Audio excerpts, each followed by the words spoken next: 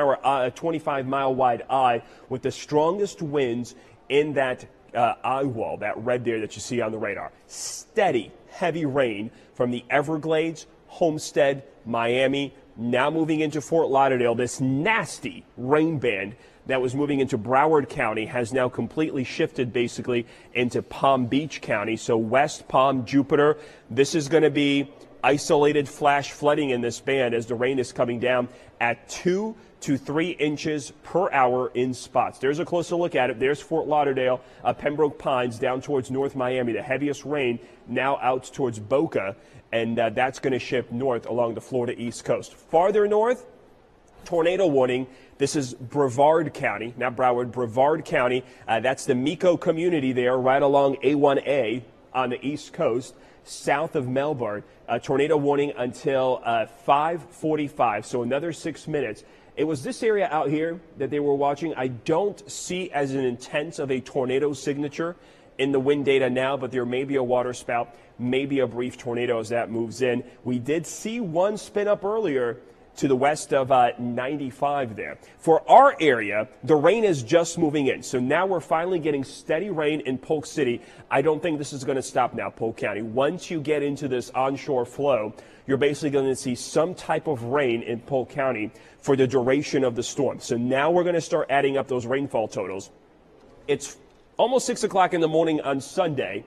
It will rain in Polk County possibly for the next 24 hours. Just think about that. Steady rain now falling for the next 24 hours. This is where we're going to get 8, 12, 15-inch rainfall totals because it will just keep going. And then you get to the west, to the east of there, and you're talking about these heavy rain bands even producing isolated heavier amounts. Highlands County, Tampa, light rain now. This is all starting to fill in, and eventually that's going to lead to higher winds as well. Current wind gusts down to the south, 50, 60 miles an hour gusting to hurricane force. These winds spreading north. We're going to take you through the wind forecast and hour-by-hour breakdown of the storm coming up in the next update, guys. All right. Thank you, Greg. We want to show you again those live images on both sides of your screen, Fort Myers and Fort Lauderdale. Fort Myers, actually, I think that's, you know what, I think we're going to mix. Is that Fort Myers on the left-hand side of your screen there? I thought that was South Beach. No?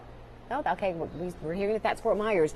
The conditions there are beginning to deteriorate, but then look there at Fort Lauderdale as well. Those palm trees just whipping in the wind. We've been watching conditions there deteriorate all morning long. When we checked there about an hour ago, they weren't blowing that much, but now, I mean, it's a complete difference. And we're going to continue to see the worsening of the conditions, and we're going to give you those live looks as long as they hold up for us. We're going to have them for you on air here. Yeah, that's the key, as long as they hold up. A lot of times they do freeze, but remember, we're in the middle of the storm. We try to keep going back to those shots, but if they freeze, just know that it's because, you know, reception is not that good right now. Okay, we are continuing to check conditions all across the Bay Area. We are. Reporter Kamazi Aaron joins us now live from the Crown Plaza Hotel, West Shore, where people evacuated, but now they're being told they may have to leave whether or not they did, Kamazi. Well, guys, we're here at the Crown Plaza West Shore, and they are definitely getting ready for Irma. You can see here, this is usually the doors that lead people out to, you know, hang out, relax at the pool, but none of that is happening today. In fact, they have had these doors taped off, the windows taped up since yesterday, since we've been here, and this sign has been up telling people that this is a mandatory evacuation zone starting Saturday. And the general manager wrote this note under here saying, look, you need to go somewhere else. He highly suggests that guests evacuate, go somewhere north, find a local shelter, but not everyone did, and there are actually, even though this hotel is empty right now, a lot of guests still staying in this hotel. I want to show you some other measures that the hotel has taken just to make sure that the people who have decided to stay here, knowing it's a mandatory evacuation zone, are safe. So these are the floodgates that they have up here, so people have not been able to go back to this area where there are conference rooms and whatnot since about yesterday, maybe even Friday, and then another flood gate up here just blocking people from this area. But still, seeing all of this in this hotel has not deterred some people from staying here. Some people say this is where they had to stay. This is the dining area, and yesterday we were here for dinner. It was full of people, and they were just saying, we're going to ride out the storm here. The crew working here surprisingly says they were going to still be here to feed people, so we're expecting guests to come down here in the morning for breakfast. And then at noon, there's a mandatory meeting for everyone who has decided to stay in this hotel. This is the general manager saying, hey, I want everyone to be on the same page. So at noon, he's going to meet with everyone here, go over the safety plan for the hotel. There is a safe room on the second floor that everyone's going to have the opportunity to go to when this storm does hit. He's going over what's going on with the elevators, where people can find flashlights, things like that, and just really taking that extra effort to make sure that everyone who has decided to stay here, knowing this is a mandatory evacuation zone, is safe. So hopefully in about an hour or so, there should be more people waking up, coming down to get something to eat. So hopefully we'll be able to talk to them about, their decision to decide to ride out the storm here. And any more information we get from the hotel, we'll pass that along to you. Reporting live in West Shore, Kumasi Aaron, ABC Action News. All right, thank you, Kumasi. So much still to wait for right now. I'm sure those evacuees thought, you know what, it might be better to go to hotel, but we'll find out in about an hour or so if they actually have to leave. Okay, less than an hour now until all access to Clearwater Beach is completely closed off. They're going to shut off that beach at 6 o'clock this morning. ABC Action News reporter Sarah Hollenbeck is there with the latest on the steps Pinellas County officials are taking to keep everybody safe. Very strict. That's how Pinellas County Sheriff says he's going to be with these checkpoints. Take a look. Right now you can see that they are restricting access onto the barrier islands, but starting at 6 a.m., no one will be able to get onto these islands, even if you live or work there.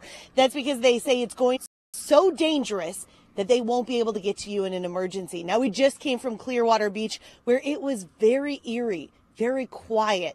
No lights on in any of the hotels. A strange thing to see, when usually there's so many tourists in that part of the area.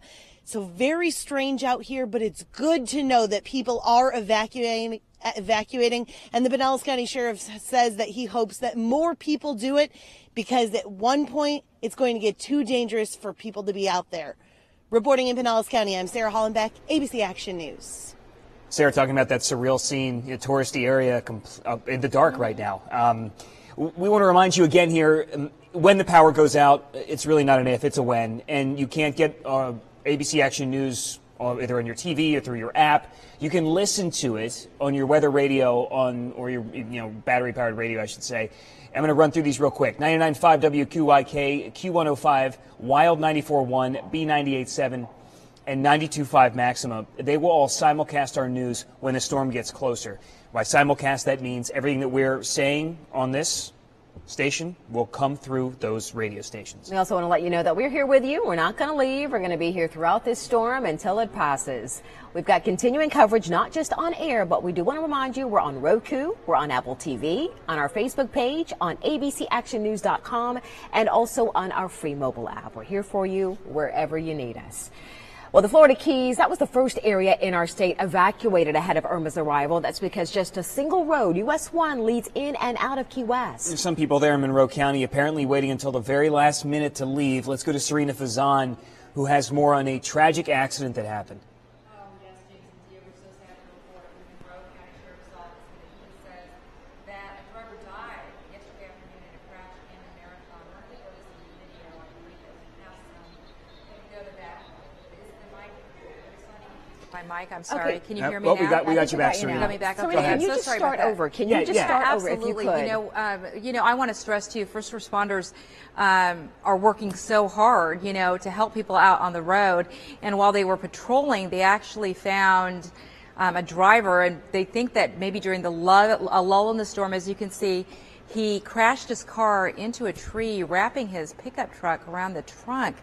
It's just so sad. He never even made it to the hospital. Monroe County Sheriff Rick Ramsey led the team to recover the body, writing on his Facebook page, he did not want to leave this man's body out there during Irma. So far, it's not clear if this crash was weather related, but we certainly have to be careful out there with this weather. State troopers will investigate as soon as it is safe to do so. And once again, guys, so sorry about these mic issues. As you guys mentioned, as Dia, you mentioned, we're live on the air, constantly, and things like this can happen, but we thank people for bearing with us. Absolutely. No problem. All right, thanks, Serena. So sad for that man's family. All right, now, folks, we know that you're nervous. We know that you're scared.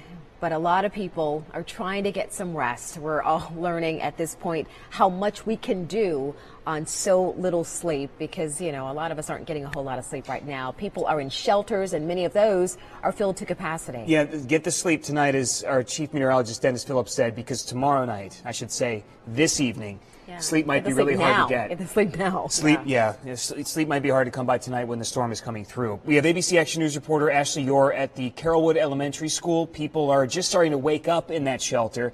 Ashley has some new information about shelters getting close to capacity and how deputies plan to handle that. There's a slight drizzle out here at Carrollwood Elementary where a lot of people are here seeking shelter. About 420 people here right now. You can see in this hallway a few people starting to wake up this morning. A very scary situation, having to evacuate for anyone. Right now I'm with John and Kelly, and just tell me, how are you guys feeling? Where'd you have to evacuate from? We had to evacuate from about 5 miles from here. I'm glad that it's my first hurricane. I'm glad that the school let us come and stay.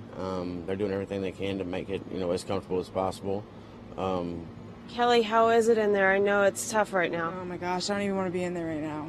I'm glad that they've let us stay here, but it is crammed. There's a lot of people in there, but I'm glad to be safe here. What's the mood like right now? I know a lot of us are feeling really nervous. You're obviously with a lot of people who had to leave their homes behind. Everyone seems a little uneasy in there, No one really seems to know what to do, what's going to happen next. Everyone keeps asking what's going on with Irma, Everyone's unsure of what's going to happen. This place is at capacity. The Emergency Operations Center telling sheriff's deputies that they don't want to turn anyone away. Ultimately, it is up to school administrators if people do show up early this morning, what they're going to do. But they don't want to turn anyone away because of the nature of this storm, just how powerful Irma is. In Carrollwood, I'm Ashley Yore, ABC Action News. After working 12 on, 12 off, you start to get a little loopy. Every now and then, Greg has been my rock. This guy too, but Greg has been my rock. I called him yesterday from home because I was like, freaking out trying to get my husband. This close to falling asleep. Ring, ring, ring. What? I'm like, Greg, there's a hurricane coming. Help me here. He had to. I see. I'm not going to say that he had to calm my husband down. He had to calm me down. Go ahead. Well, it turns out, I want to hear this story. Husband David you were trying to push him to go to the Florida Panhandle, and getting to the real part of the conversation. This is the reason why I was being called. David wasn't trying to evacuate for the storm. He was trying to evacuate from little Hurricane Ryan and Riley, your daughters, so that Grandma could just take care of them. Yes. Because here comes Irma, and he could not take another woman in his life. Isn't that the truth? Isn't it? He's like, okay, so Mommy is at work. Mommy is not sure when she's going to come home. And I Daddy am here is with stuck these two little hurricanes. Two little hurricanes and Irma. Yes. And he told Greg, he was like, look, you don't understand. I need to get to Grandma. And listen, we're all dealing with this in different ways. I live on the east coast of Tampa, on the east side of Tampa. I just closed on a house this week, folks, and that house is surrounded by oaks. And wouldn't you know it, my next door neighbor, and this is what hurricanes do, is a Florida gator. And he spent 2.5 hours helping me put up my storm shutters on my house. I'm a Seminole. He's a Gator. We came together. It was That's love. That's love, guys. That's love. I mean, that's what we do. That kind of touches my heart. It kind of makes me water up a little bit when I think about that. Hey, that's Greg, what storms do. Greg, can I say something too while we're at it? We do need some levity this morning, and you putting up the beach planner and then having to say, look, I'm not telling you to go to the beach. I'm just doing this to show you wind conditions. I'm so busy, I can't make a wind planner, so that's the only graphic that had wind on it. And this is from Roxanne. They were watching this yesterday. She sent this to me. So some of you, I know you're nervous, but others, you're Floridian.